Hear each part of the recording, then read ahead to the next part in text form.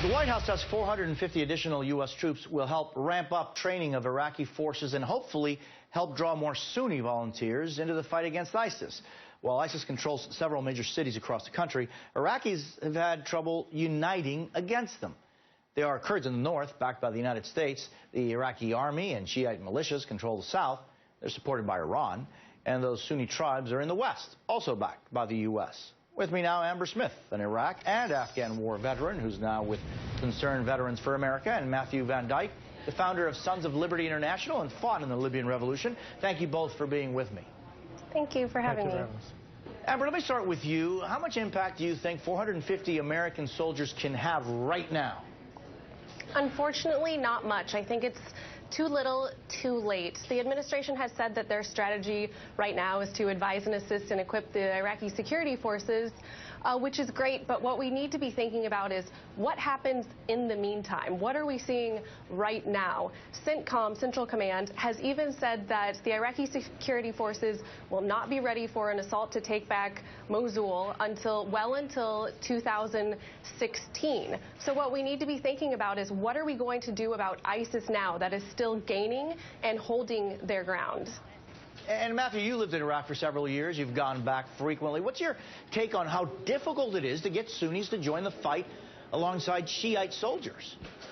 It's going to be extremely difficult, and as the siege in Ramadi takes place, there's going to be an increase in sectarianism. There'll be reports of atrocities being committed by Shiite troops against Sunni neighborhoods, and that's really going to destroy Iraq. The lines are being drawn. This is quickly turning into a Sunni war.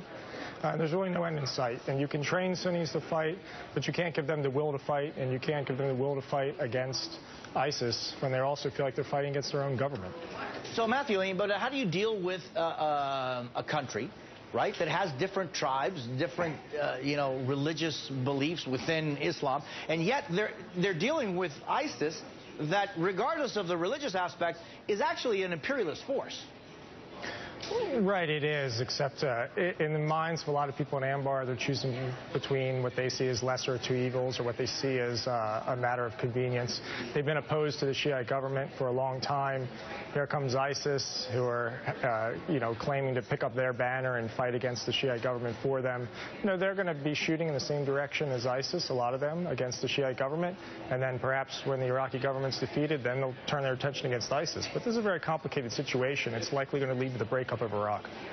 Yeah, and Amber, the White House seems to think that they can keep those troops as well as the other ones out of harm's way. How do you do that? And they're saying that there won't be spotters. They're not going to go actually in. They're going to be training. But can you keep Americans safe as the country, as Matthew says, keeps almost disintegrating by day?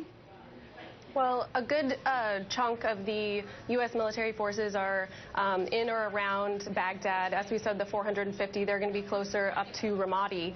But it is an extreme danger being in Iraq right now, especially with, ISIS has their sights on Baghdad, and they're going to be working their way very quickly, just as we saw with them taking over Ramadi. And so there is a significant threat having U.S. forces inside Iraq, regardless of whether or not they're in a combat role or not. They're still there. Boots are still on the ground in Iraq, and they're still in harm's way because there's fighting going on all around them, whether or not they're the ones actually pulling the trigger or not. Amber Smith and Matthew Van Dyke, thank you both for your insights and for being with me this morning. Thank you.